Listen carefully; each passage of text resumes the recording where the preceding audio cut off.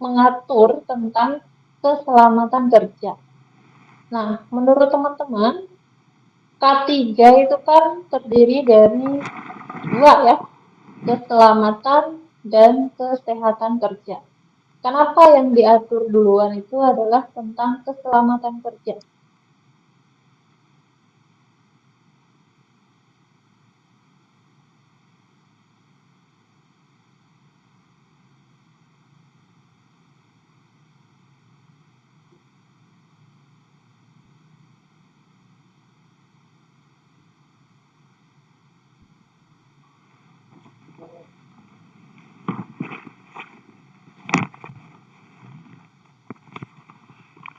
Kenapa yang diatur duluan itu adalah keselamatan kerja, bukan kesehatan kerja? Apakah keselamatan dan kesehatan itu adalah dua hal yang sama?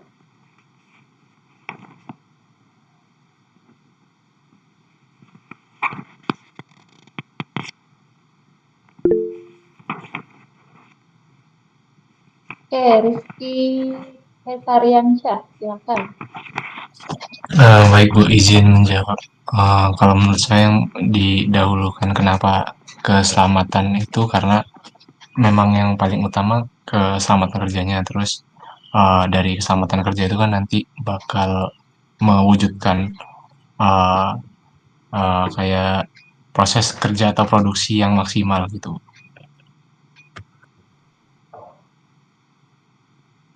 Oke, eh,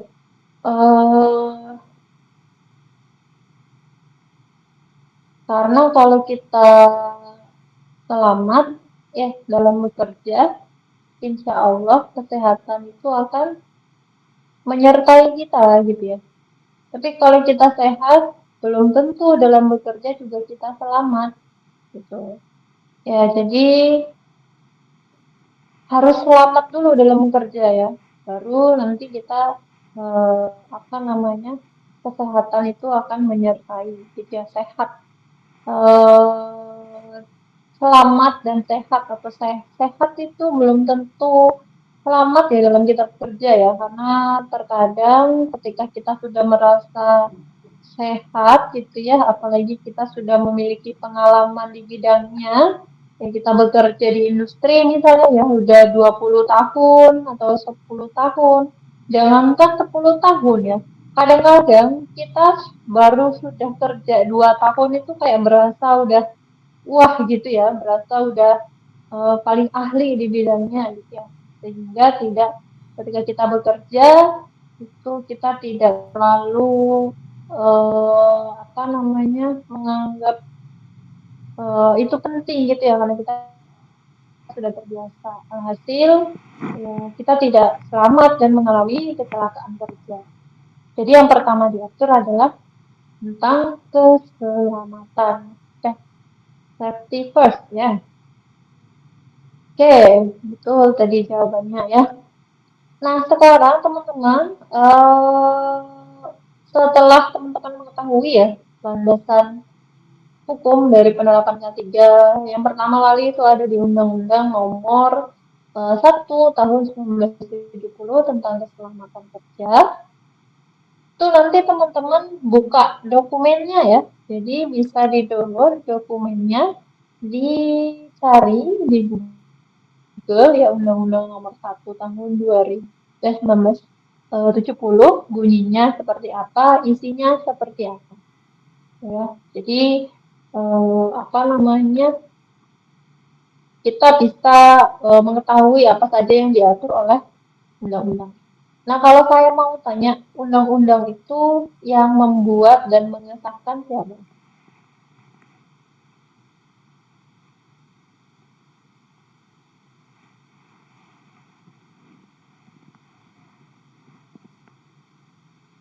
Undang-undang itu adalah dasar hukum tertinggi di Indonesia ya, setelah UUD. Pertama Undang-Undang Dasar 1945, baru turun ke bawah itu undang-undang.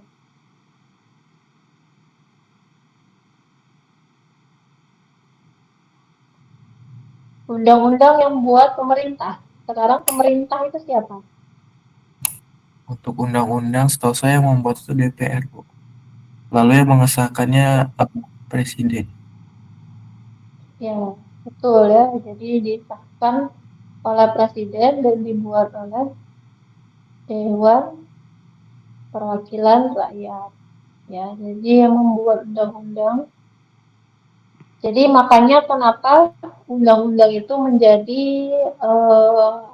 landasan hukum tertinggi kedua ya setelah UUD. Nah, kemudian ketika undang-undang ini sudah dibuat dan disahkan, maka untuk melaksanakan undang-undang kita butuh peraturan lagi. Nah, ada yang tahu namanya peraturan apa? Peraturan pemerintah, PP ya kalau disingkat itu ya. Untuk menjalankan undang-undang kita butuh PP. Untuk menjalankan PP kita butuh permen. Permen di sini kepanjangannya peraturan menteri. Ya, peraturan menteri. Nanti menteri apa yang menteri yang sesuai dengan apa yang diatur gitu ya. Kalau di K3 ini menteri apa yang mengatur? Yang mengeluarkan menteri apa? Kementerian Ketenagakerjaan. Betul, Kementerian Ketenagakerjaan. Ya, jadi nanti peraturan Menteri Tenaga Kerja atau Permenaker. Nah, baru setelah itu nanti akan apa lagi setelah permen? Masih ada lagi nggak? Ke kebijakan-kebijakan dari setiap institusi. Ya, jadi kalau regulasi atau peraturan itu sampai batas permen ya, tidak salah ya. Kalau saya salah mohon koreksi. Nah, setelah itu akan diturunkan ke kebijakan. Jadi kebijakan itu berbeda ya dengan regulasi. Ya, kalau regulasi atau peraturan itu semua orang harus wajib mematuhi ya. Tapi kalau ke mematuhi yang sudah ada, yang sudah dibuat oleh sebelumnya. Jadi sudah dibuat, disepakati dan disahkan. Ya. Tapi kalau kebijakan, ya, kebijakan itu menyesuaikan dengan eh, tempat kerjanya, yang menyesuaikan dengan tempat kerja.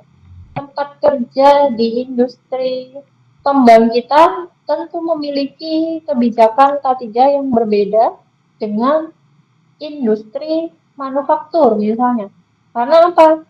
Karena proses kerjanya beda, satu, yang diproduksi juga berbeda. Maka kebijakan K3 yang ada di dalam industri, setiap industri itu juga berbeda-beda.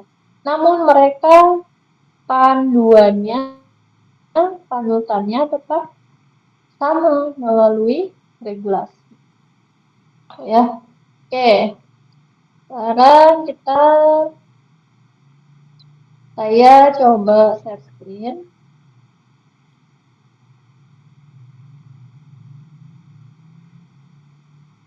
Kalau teman-teman sudah ada yang punya materinya boleh ya dibuka, saya persilakan.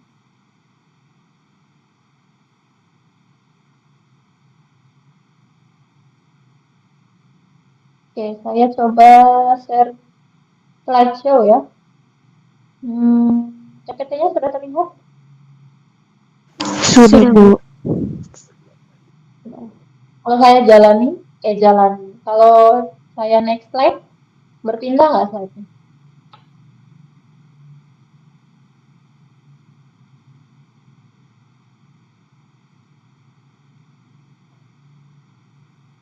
Ini sekarang saya membuka slide kedua, jenis regulasi dan peraturan.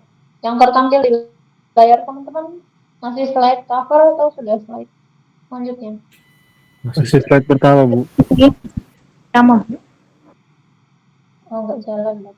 Ya, selesai saya slideshow. Ya, oke.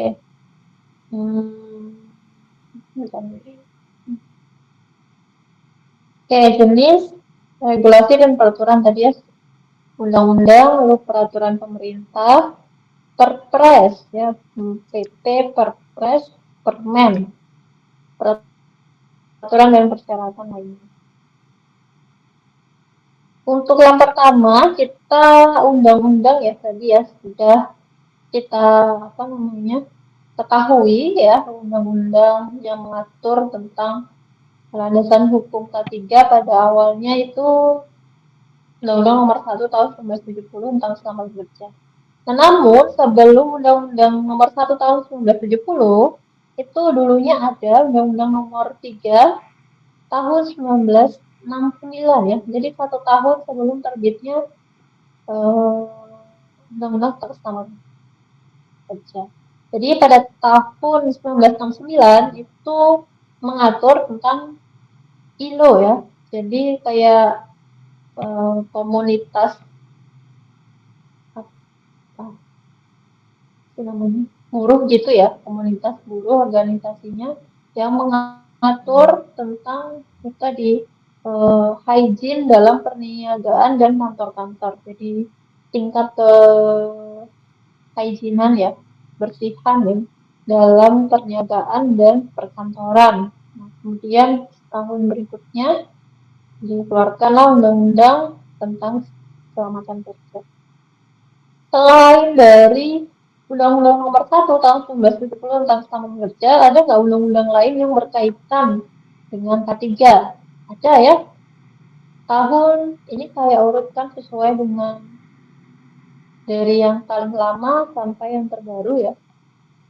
1992 itu tentang jam sostek. Teman-teman masih mengenal nggak ya istilah eh, jaminan sosial? Ini dulu ada sebelum BPJS ya.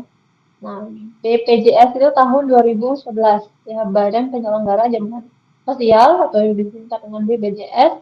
Dulunya itu namanya Jamsostek ya, Jaminan Sosial Tenaga Kerja. Kemudian tadi kita apa namanya sebutkan juga ya Undang-Undang Nomor 13 Tahun 2003 tentang Ketenaga Kerjaan. Nah, baru di tahun 2009 ya, Undang-Undang Nomor 36 tahun 2009 itu mengatur tentang kesehatan kerja. Ya, jadi beberapa puluh tahun kemudian ya, dari 1970 eh, kurang lebih 39 tahun ya, hampir 40 tahun ya, baru terbit Undang-Undang tentang Kesehatan Kerja, baru setelah itu keluarlah peraturan undang-undang tentang BPJS ya, Badan Penyelenggara Jaminan Nasional. Nah, tadi untuk undang-undang, ini untuk peraturan pemerintah yang ditujukan untuk melaksanakan undang-undang ya. Jadi setelah undang-undang terbit peraturan pemerintah. Jadi peraturan pemerintah itu untuk apa, melaksanakan ya dari undang-undang. Nah, di sini saya beri tanda warna kuning ya. Peraturan Pemerintah Nomor 50 Tahun 2012 tentang Sistem Manajemen K3. Ya, jadi yang menjadi mata kuliah kita yang manajemen K3 itu ada di Peraturan Pemerintah Nomor 50 Tahun 2012 yang akan melaksanakan perintah dari Undang-Undang Nomor 1 Tahun 1970 dan Undang-Undang Nomor 13 Tahun 2003 tentang ketenagakerjaan. Ini sebetulnya hampir mirip ya, cuma nanti ada pasal-pasal yang diubah gitu ya dari yang 1970 ke 2003. Nah, peraturan pemerintah nomor 50 tahun 2012 ya. Ini saya coba buka dokumennya. Oh, enggak nyala, enggak jalan. Oke.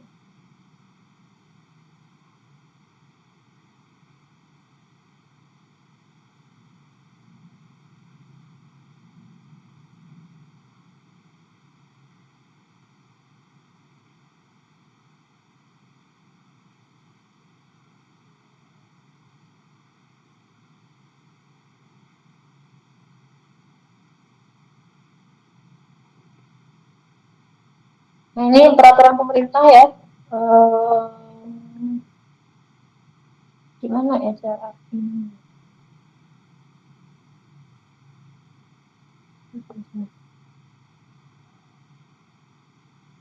Oh,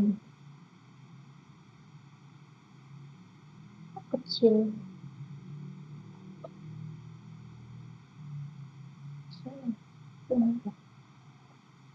Nah, Peraturan Pemerintah Nomor 50 Tahun 2012 tentang penerapan sistem manajemen keselamatan dan kesehatan kerja.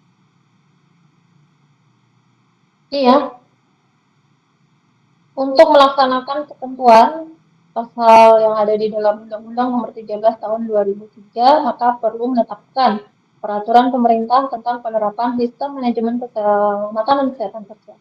Jadi yang tadi saya sampaikan ya, bahwa peraturan pemerintah itu dibuat untuk melaksanakan undang-undang yang terbarunya tentang ketenagakerjaan yang nomor 13 tahun 2003.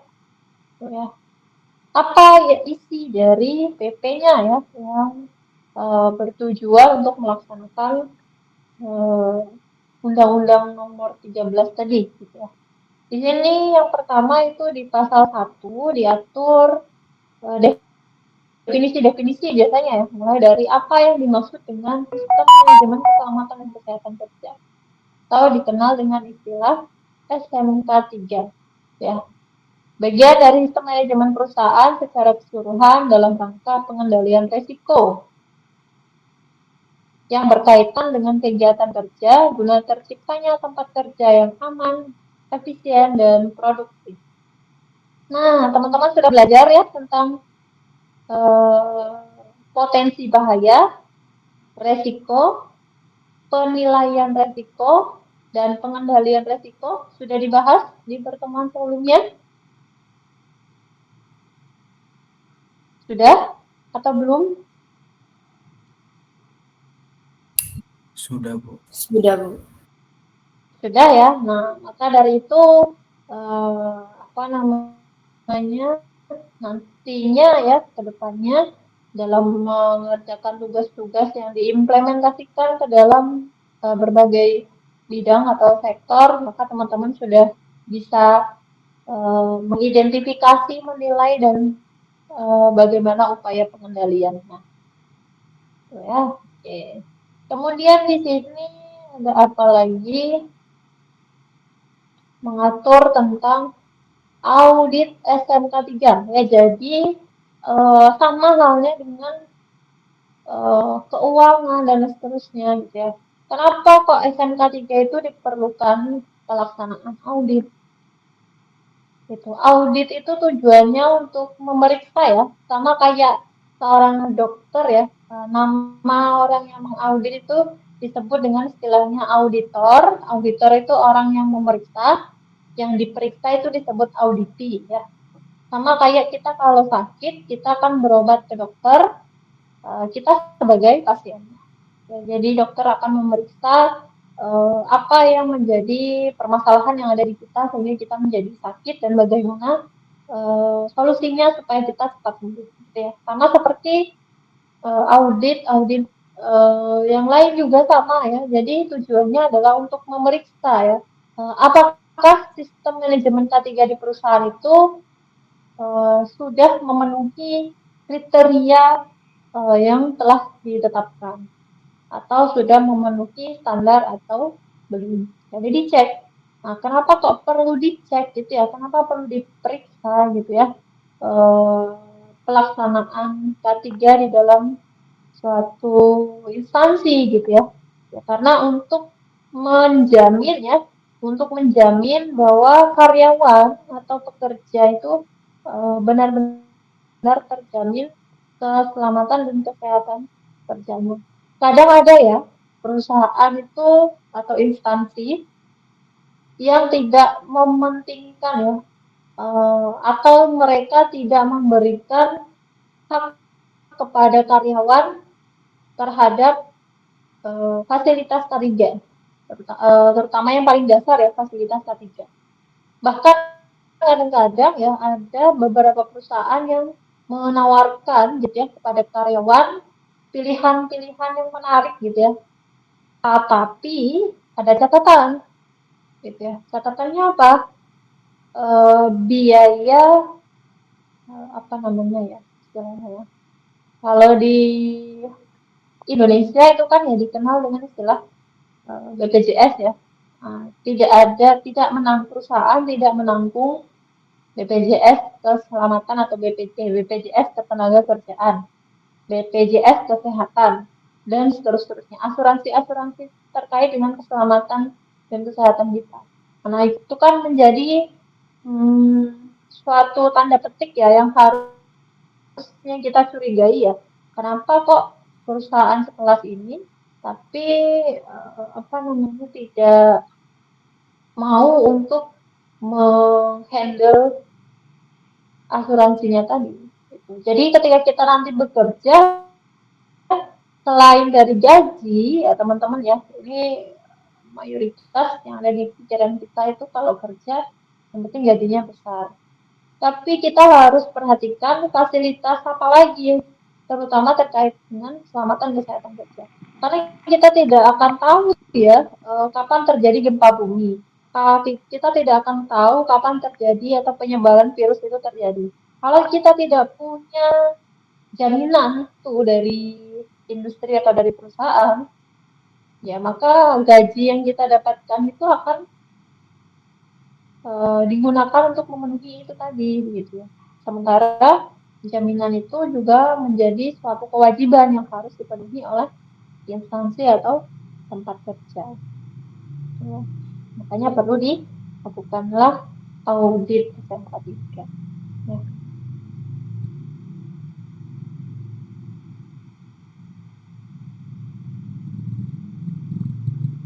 Dan seterusnya ya, ini ada banyak sekali, nanti bisa teman-teman apa namanya baca ya apa isi yang ada di dalam SMK 3. Tadi ya SMK 3 meliputi penetapan kebijakan, perencanaan, pelaksanaan, pemantauan dan evaluasi, peninjauan dan peningkatan kinerja. Jadi menggunakan pendekatan manajemen, ilmu manajemen ya. Ilmu manajemen tuh ada 4 ya. PDCA ya. Plan, Do, Check, Action. Nah, jadi kalau dibawa ke ranahnya K3 ya plan-nya berarti perencanaan K3, do-nya pelaksanaan rencana K3, ceknya dipantau atau dievaluasi termasuk audit tadi masuk ke dalam poin pemantauan dan evaluasi ya. Terakhir peninjauan dan peningkatan kinerja. Lalu posisi dari identifikasi potensi bahaya, kemudian resiko, kemudian apa lagi? Kedua ya, identifikasi potensi bahaya dan pengendalian resiko atau risikonya itu masuk ke dalam perencanaan K3. Fasilitas K3 itu semuanya masuk ke dalam perencanaan K3. Program-program K3 apa saja itu masuk ke dalam perencanaan K3. Nah, pelaksanaan rencana K3 itu di dalam perencanaan akan dilaksanakan ya. Kan di dalam perencanaan nanti akan mengatur program-program apa saja yang harus ada gitu ya. Misalnya nih teman-teman di ITERA ya, kuliah di ITERA. Selama ini teman-teman sudah pernah mendapatkan belum ya secara langsung maupun secara tidak langsung bentuk pelaksanaan program K3 yang sudah dilaksanakan oleh ITERA. ITERA ini kan juga merupakan suatu tempat kerja ya, suatu tempat kerja. Nah, maksudnya ranahnya perkantoran. Teman-teman sebagai mahasiswa ya, mungkin pernah kuliahnya offline atau selama kuliah di ITERA ya, pernah mendapatkan atau pernah mengikuti ya program-program K3 yang ada di ITERA.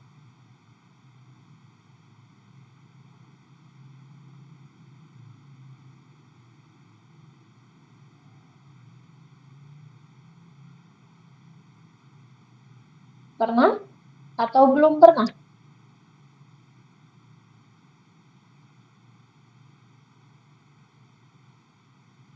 Belum pernah, Bu.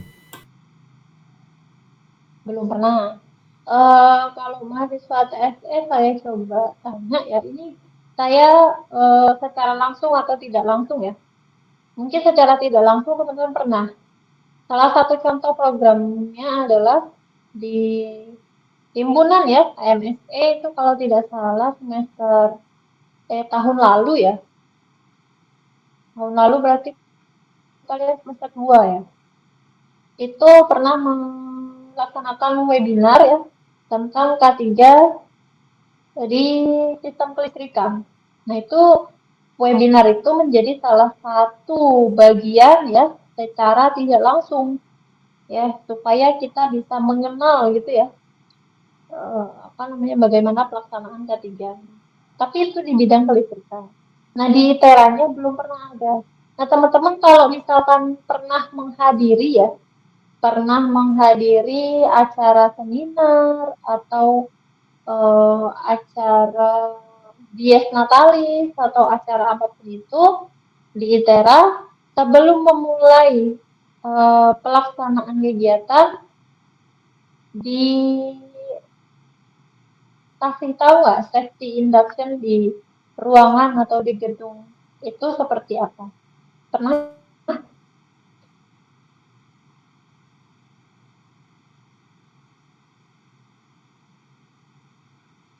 Mungkin belum ya, karena baru semester 4 ya. Kalau sudah semester 6, mulai semester 5, 6 mungkin banyak kegiatan diikuti yang dilaksanakan secara offline juga gitu ya. Nah, itu sebetulnya menjadi salah satu bagian ya dari program keselamatan dan kesehatan kerja ya. Keselamatan terutama ya. Ini pun baru dimulai tahun kita baru bisa melaksanakan kegiatan offline itu baru tahun lalu ya, 2023 ya. Jadi baru 2023 safety induction itu ada di setiap pelaksanaan kegiatan. Jadi teman-teman di di pertemuan pertama sudah dikasih tugas ya untuk membuat video safety induction. Nah, itu penting ya. Kalau teman-teman KP atau kerja praktek atau magang di industri, setiap kali tamu yang datang ke area industri itu selalu diberikan safety induction.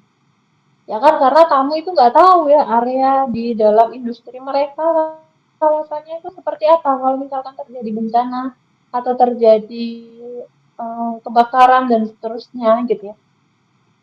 Jadi dikasih tahu bagaimana prosedur keselamatannya gitu ya. Jadi pun sama halnya ya dengan perkantoran ya, seharusnya memang sudah selayaknya setiap gedung itu mempunyai safety induction, karena setiap gedung mungkin mempunyai ciri-ciri yang atau mempunyai bentuk yang berbeda dibandingkan gedung yang lain. Kalau teman-teman mungkin pernah melihat ya, tidak hanya di ITERA ya, tapi di kampus-kampus lain pun itu sudah banyak ya yang mempunyai istilahnya video resmi safety induction ya. ITERA baru-baru ini mereka membuat video safety induction. Kampus-kampus lain itu sudah lama ya, itu sudah ada ya di UI dan di kampus-kampus yang lain. Itu terutama ya di gedung-gedung apa yang memuat kapasitas banyak, aula, kemudian apa lagi, auditorium, gedung serbaguna, dan lain seterusnya. Itu memang penting ya. Kemudian selain dari safety induction, program apa lagi yang masuk ke dalam perencanaan K3? Kalau teman-teman dulu mungkin atau pernah mendengar istilah dengan pelatihan pemadaman kebakaran ya, apa namanya ya? Jadi nanti ada dari damkar datang gitu ya, kemudian nanti akan dilakukan simulasi seandainya terjadi kebakaran, apa yang harus dilakukan dan seterusnya. Nah, itu menjadi salah satu program dari K3 yang masuk dalam perencanaan. Nah, pelaksanaannya ya kapan itu akan dilaksanakan, apakah setahun sekali atau berapa kali, dan seterusnya. Tapi di ITERA itu belum ada ya, yang seperti itu belum ada. Jadi baru sebatas safety induction ya. Yang saya rasakan juga seperti itu ya. Selain itu juga kita sebetulnya secara tidak langsung ya, kalau teman-teman mungkin pernah ke lab gitu ya, kalau di ruang kelas itu ada fasilitas K3 ya, fasilitas K3, smoke detector, kemudian apa lagi, hydran, APAR, sprinkler, dan seterusnya ya, itu juga menjadi bagian dari fasilitas ketiga ya, masuk ke dalam perencanaan itu.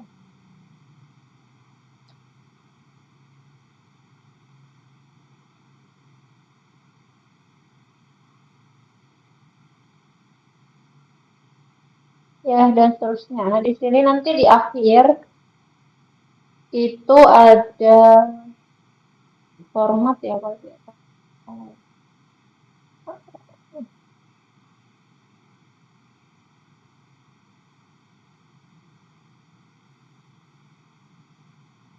Nah, ini ya, ada lampiran 3 tentang laporan ya, laporan audit sistem manajemen keselamatan dan kesehatan kerja. Jadi bentuk laporan audit dan apa yang akan dilakukan audit itu ya kurang lebih seperti ini ya. Nama perusahaannya apa, unit kerja apa. Kalau ITERA ya berarti nama perusahaannya ITERA, unit kerja apa, ya fakultas teknologi industri misalnya gitu ya. Nama tempat kerja yang diaudit, misalnya gedung laboratorium teknik OZT misalnya. Lokasi kawasan ITERA. Tingkat audit. Nah, tingkat audit ini ada 3 ya, awal, transisi, dan lanjutan. Nah, ini beda-beda kegiatan ya. Kemudian di sini ada tanggal, kemudian halaman, dan seterusnya, ketua tim auditor, ringkasan, lingkup audit, pelaksanaan, tanggal dan tempat, tujuan, timnya siapa, gitu ya. Gambaran umum tempat kerja. Nah, ini yang akan dilakukan ya. Di sini ada 2, proses produksi dan penerapan K3. Nah, makanya dari itu tadi ya, K3 di setiap tempat itu berbeda-beda karena proses produksi setiap perusahaan itu berbeda-beda. Dan bagaimana penerapan K3 yang sudah dilakukan di sana.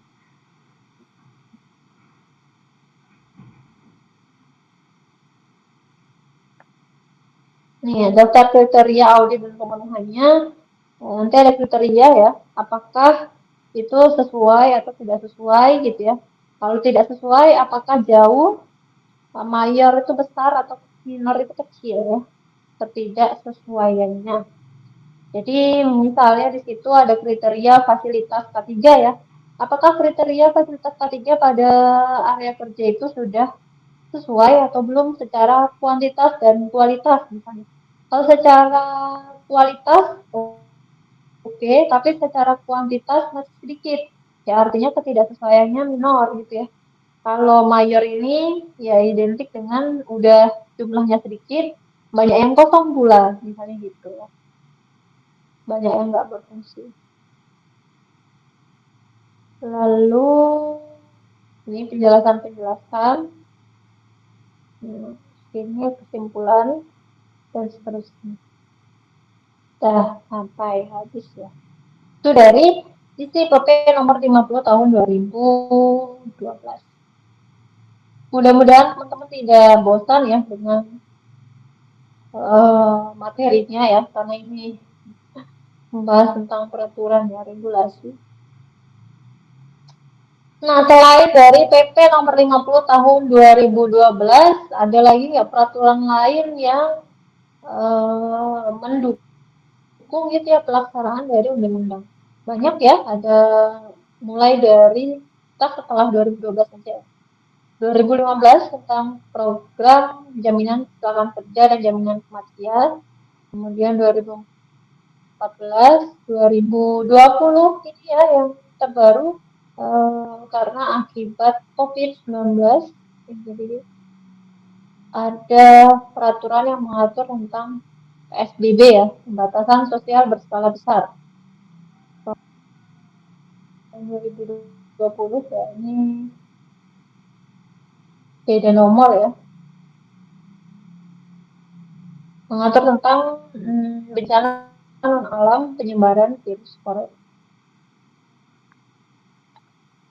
Kemudian setelah peraturan pemerintah ada peraturan presiden ya, di bawah lembaga kepresidenan yang membuat itu presiden ya. Enggak bukan tanda tangan ya. Ya maksudnya ya timnya presiden ya. Peraturan Presiden nomor 7 tahun 2019 tentang PHK, penyakit akibat kerja ya. Sini dia mengatur hak dan manfaat ya jaminan kecelakaan kerja dan jumlah penyakit akibat kerja. Ini teman-teman bisa buka ya dokumennya dan dicoba untuk membaca-baca secara sekilas apa isi yang ada di dalam peraturan presiden atau disingkat dengan Perpres ya. Kemudian Inpres itu instruksi presiden ya. Artinya Inpres ini harus segera dilaksanakan ya. Karena sudah bunyinya ini terutama terkait dengan COVID-19 kemarin.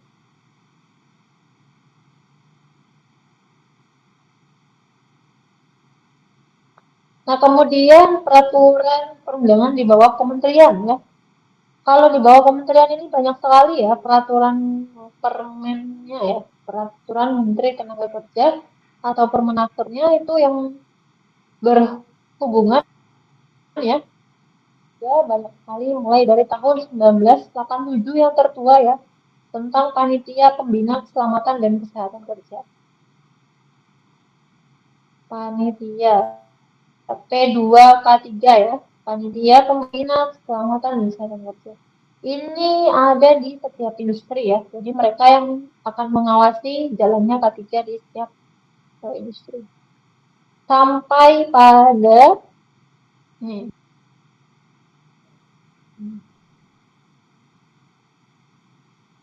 ada 58 permenaker ya, 58. Jadi di sini mungkin saya hanya menandai yang warna kuning ya, yang mungkin apa namanya ya,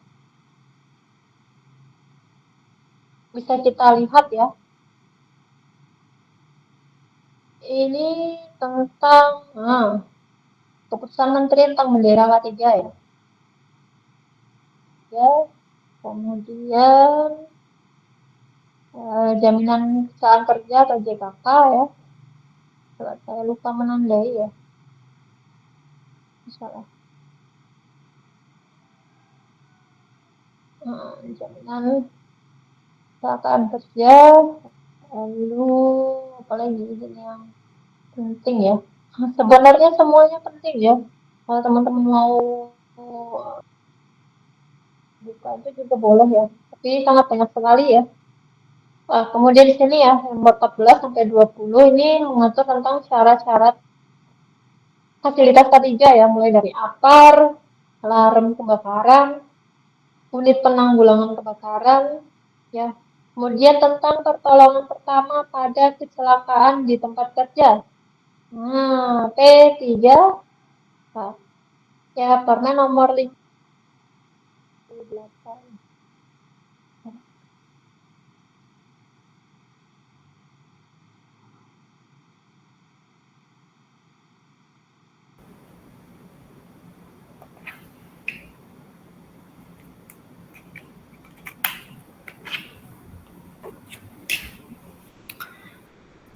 Nah, P3K atau pertolongan pertama pada kecelakaan kerja itu sudah teman-teman dapatkan materinya sebelumnya ya. Jadi peraturannya ada di Permenaker Peraturan Menteri Tenaga Kerja dan Transmigrasi nomor 15 tahun 2008. Oh, bukan. Beda ya. Kemudian APD, nah, kemudian setelah itu penyalur petir ya. Jadi apa? Instalasi pengawasan instalasi penyalur petir itu ada peraturannya ya.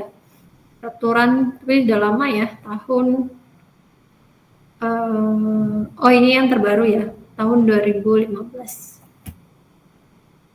Kemudian dari nomor 21 sampai 26 itu tentang kuil. Persyaratan umum instalasi listrik di Permenaker 75 tahun 2002 di tempat kerja ya. Jadi bagaimana kita untuk memasang kelistrikan itu sudah diatur ya di Peraturan Menteri Tenaga Listrikan agar selamat ya. Kemudian di sini Permenaker nomor 5 tahun 2018 keselamatan dan kesehatan kerja di lingkungan kerja. Nah, kita coba lihat di Permenaker nomor 5 tahun 2018. Ini halamannya, jumlah halamannya itu ada 258 ya. Jadi cukup banyak. Kenapa banyak? Karena banyak lampiran-lampiran ya. Nah, ini saya langsung buka ke arah lampirannya saja.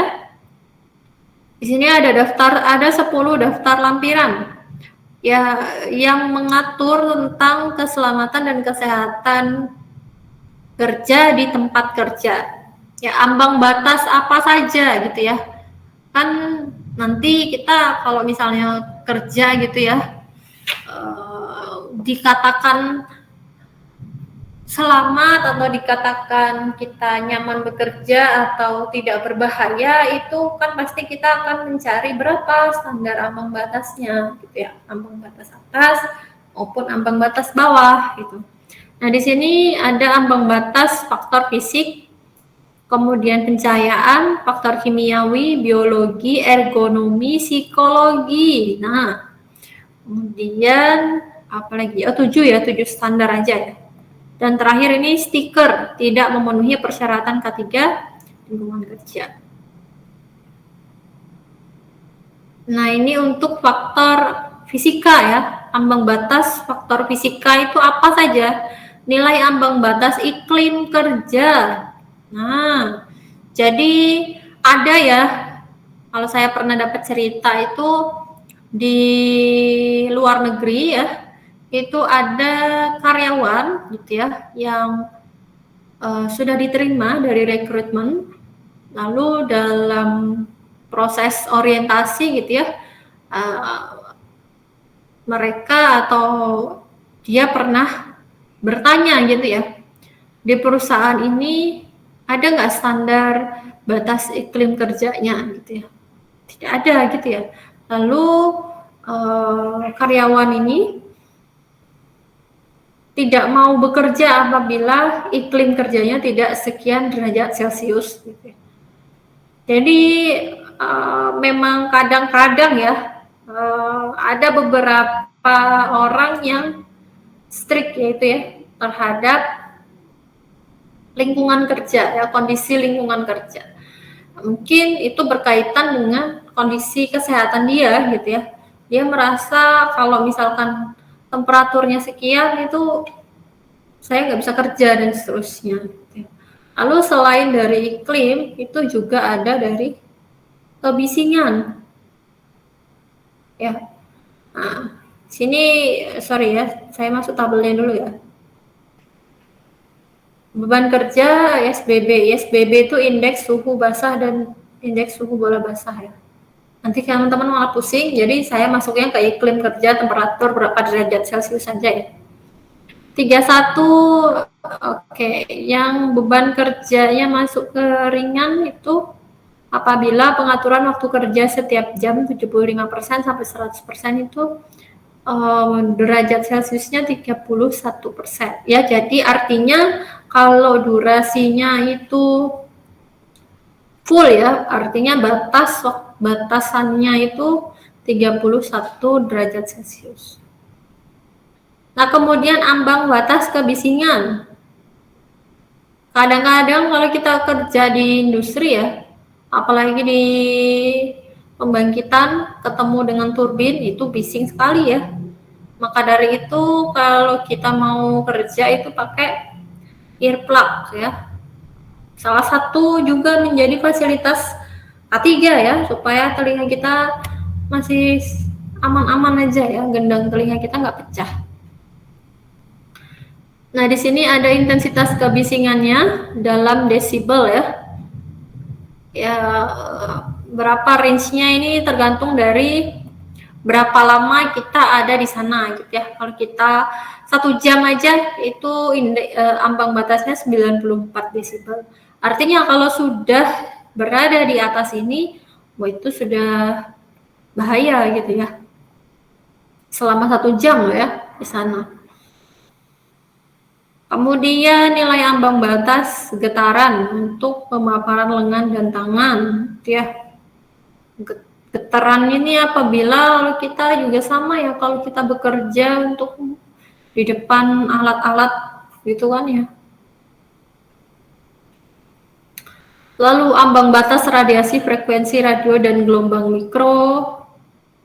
Ya, kemudian iklim kerja dingin ini kalau apa namanya 4 musim ya, di Indonesia nggak ada ya.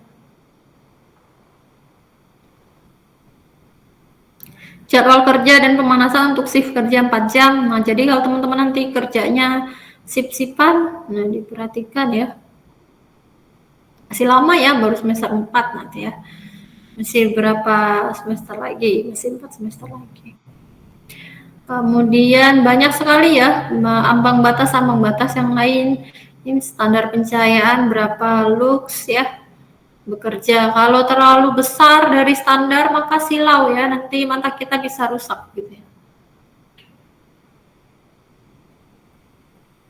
Sesuai dengan fungsi pekerjaannya. Ini faktor kimiawi ya.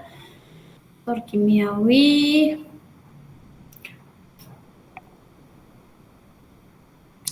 Pakai perhitungan ya, ada tabelnya. Nah, ini ada ya.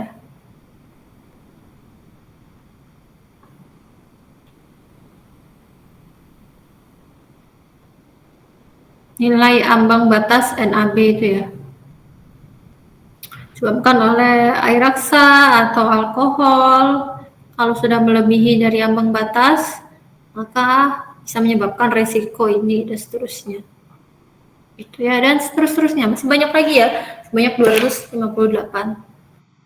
Oke, kita lanjut lagi di sini ya.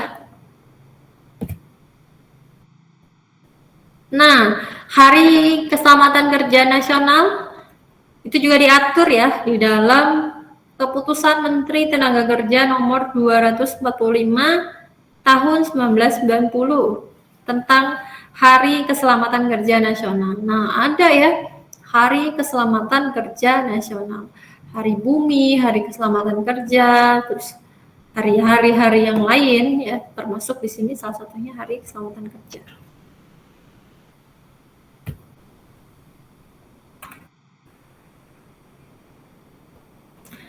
Kemudian ini ada Permenaker tahun 2015. Ini perubahan atas Permenaker nomor 12 tahun 2015 tentang K3 listrik di tempat kerja.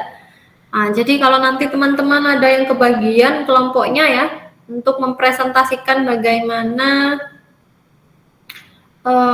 manajemen K3 di kelistrikan di tempat kerja. Nah, jangan lupa untuk mencantumkan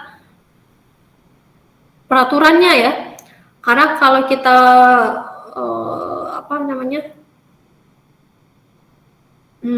bekerja itu kan ada dasar hukumnya ya.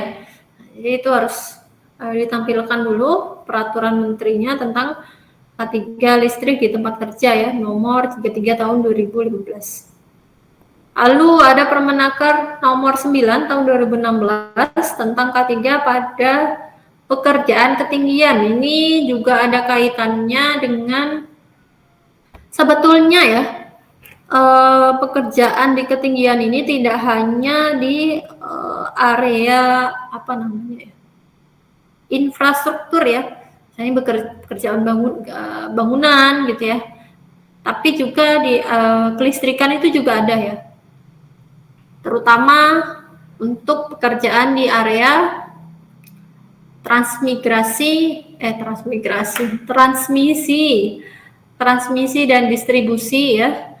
Nah, itu kalau teman-teman mungkin pernah lihat juga ya video-video, itu mereka pekerjaan dalam tegangan tinggi ya, dalam keadaan bertegangan atau PDKB, itu potensi bahayanya sangat-sangat besar sekali ya. Udah mulai dari tersengat listrik sampai pada ketinggian. Cuma dua, tapi besar sekali dampaknya kalau misalkan kita sampai mengalami kecelakaan kerja. Ya, jadi pekerjaan-pekerjaan yang seperti itu bukanlah suatu hal yang mudah ya, apalagi sekarang mungkin ya teman-teman juga banyak sekali sering menjumpai orang-orang membenahi kabel-kabel yang ada di area distribusi listrik ya, tiang-tiang listrik itu nggak pakai self body harness ya. Jadi ya itu tadi, karena mungkin karena satu sudah terbiasa, dua merasa itu tidak terlalu tinggi. Tapi kalau jatuh ya patah tulang gitu ya. Nah, itu sebetulnya tidak boleh ya. Jadi harus bekerja K3 keselamatan itu menjadi satu hal yang utama yang harus kita dahulukan seperti itu ya. Apalagi kalau pekerjanya itu kalau misalkan kita sering mati listrik gitu ya. Kita suka ngeluh ya, PLN ini mati listriknya lama banget gitu ya. Benahin yang rusaknya lama banget. Tapi kita tidak tahu proses mereka membenahi itu seperti apa kenyataannya di lapangan. Gitu ya. Mereka harus kalau yang rusak ya tergantung di mana posisi yang rusak ya. Kalau yang rusak di gardu itu ya lumayan lama ya, karena K3-nya itu juga harus diperhatikan.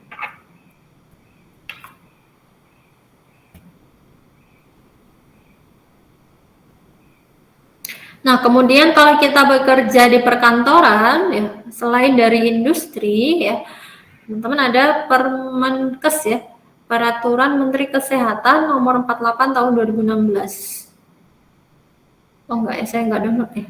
Permenkes ya, Peraturan Menteri Kesehatan nomor 48 tahun 2016 tentang standar keselamatan dan kesehatan kerja di perkantoran. Nah, ini juga bisa teman-teman baca ya, apa yang menjadi standar dari K3 di perkantoran. Termasuk lingkup ITERA itu masuknya ke lingkup perkantoran ya, tidak termasuk ke lingkup industri ya. Jadi bisa nanti apakah ITERA ini secara standar keselamatan dan kesehatan kerja di perkantorannya apakah sudah memenuhi atau belum. Ya. Yang masuk ke dalam area perkantoran itu gedung A, B, C, D, E, F. Sisanya itu gedung kuliah sama gedung lab. Ya. Di dalamnya itu ada standar sama kayak standar yang ada di Permen nomor 5 tahun 2018 ini ya. Jadi mereka punya nilai ambang batasnya. Jadi apabila tidak sesuai dengan ambang batasnya, maka bisa dikatakan bahwa perkantoran tersebut secara K3 berdasarkan Permenkes tadi itu tidak sesuai. Nah, apa yang terjadi kalau misalkan tidak sesuai gitu ya? Apakah nanti bisa membahayakan pekerjanya ya?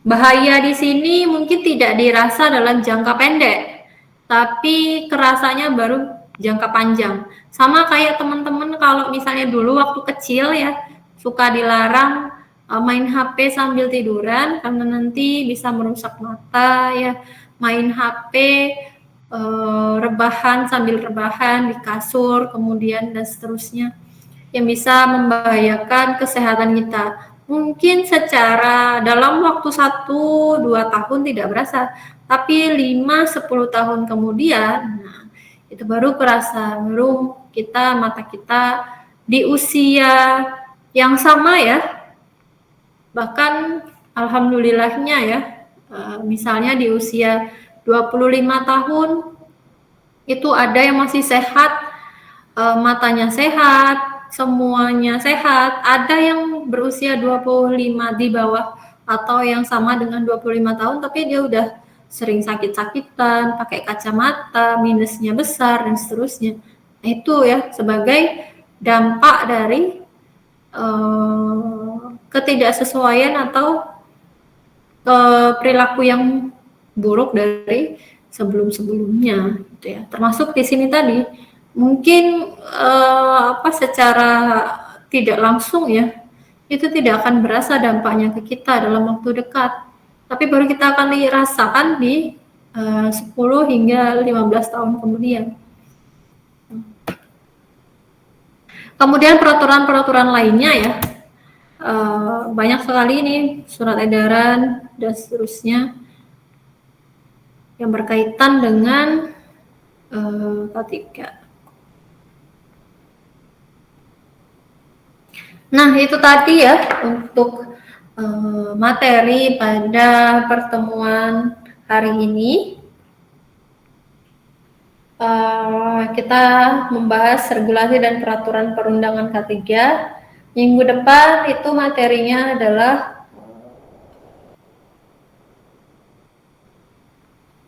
sertifikasi MK3 ya. ISO-nya, bukan ISO ya. Ya ISO ya. Oh, SAS 18001 ya kalau nggak salah. Jadi teman-teman sudah bisa buka di Google ya, isinya tentang apa saja. Dan minggu depan juga akan kita bagi kelompoknya ya, nanti tugas kelompoknya apa, membuat apa, nanti akan kita bahas di pertemuan minggu depan. Sampai di sini dulu.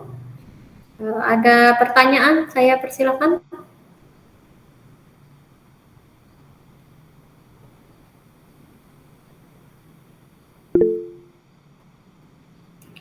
Ya, silakan. Izin bertanya Bu, kan sebelumnya pertama-tama Ibu menyangkut terkait keselamatan kerja ya Bu. Saya memposisikan sebagai orang yang bekerja di K3 nih misalnya Bu. Terus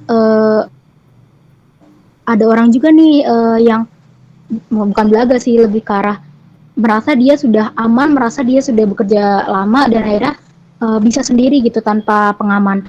Nah, sebagai pihak yang bekerja di K3, bagaimana menindaklanjuti hal tersebut ya Bu?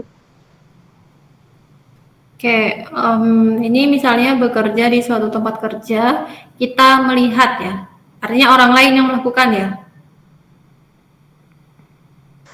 Iya Bu, tapi kita sebagai pihak K3-nya Bu. Kita sebagai pihak K3. Nah, itu tadi di dalam manajemen K3 ya, jadi di dalam setiap industri atau perusahaan atau tempat kerja ya, biar bicara tempat kerja, itu pasti punya satu divisi atau satu bagian dari struktur organisasi tempat kerja tersebut yang menangani seputar K3 ya. Kalau di industri biasanya disebut dengan HSE misalnya gitu ya. Kalau di ITERA biasanya disebut dengan K3L gitu ya. Nah, di dalam divisinya itu kan akan diatur ya program K3 itu apa, kemudian kalau misalnya terjadi pelanggaran sanksinya apa, dan seterusnya. Nah, di situ yang diatur ya, termasuk manajemen K3. Mulai dari kebijakan K3 yang akan diberlakukan di tempat kerja tersebut seperti apa, perencanaan K3, pelaksanaan, evaluasi, dan peninjauan. Nah, misalnya kita sebagai orang K3-nya melihat kejadian seperti itu, sesuai dengan apa yang sudah atau peraturan atau kebijakan dari K3 yang sudah kita buat sebelumnya. Seperti apa? Ya artinya kan kalau seperti itu harus ada teguran gitu ya. Ada teguran bahwa kalau kita bekerja di tempat kerja yang mempunyai potensi bahaya seperti ini, kita harus menggunakan fasilitas seperti ini. Biasanya kan untuk teguran itu 3 kali ya. Sekali teguran lisan misalnya, yang kedua teguran tertulis, yang ketiga sudah diberi sanksi, misalnya seperti itu. Itu dalam rangka yaitu tadi untuk menjamin keselamatan dan kesehatan kerja si karyawan tersebut. Apabila yang melakukan itu adalah senior atau lebih tua dari kita, seperti apa? Ya kita cukup menjalankan kewajiban kita sebagai seorang pekerja yang profesional gitu ya. Artinya kalau kita sudah berada di tempat kerja, itu mau tidak mau ya senioritas itu memang tidak akan bisa kita hindari ya. Tapi orang itu juga harus bisa menerima gitu ya, bahwa saya di sini posisinya sebagai ini, Anda sebagai karyawan, nggak pakai Anda juga, sebagai karyawan harus mematuhi prosedur keselamatan dan kesehatan kerja seperti ini disampaikan dengan baik-baik ya. Kalau dia karyawannya betul ya, maka dia akan mengerti ya posisinya dia sebagai seorang karyawan dan kita sebagai orang yang diamanahkan gitu ya untuk menjalankan ketika di tempat kerja. Mungkin itu yang bisa saya bantu jawab ya terkait dengan pertanyaannya tadi. Baik Ibu, terima kasih banyak Bu. Oke, sama-sama. Ada yang mau ditanyakan lagi? Saya persilahkan, masih ada waktu.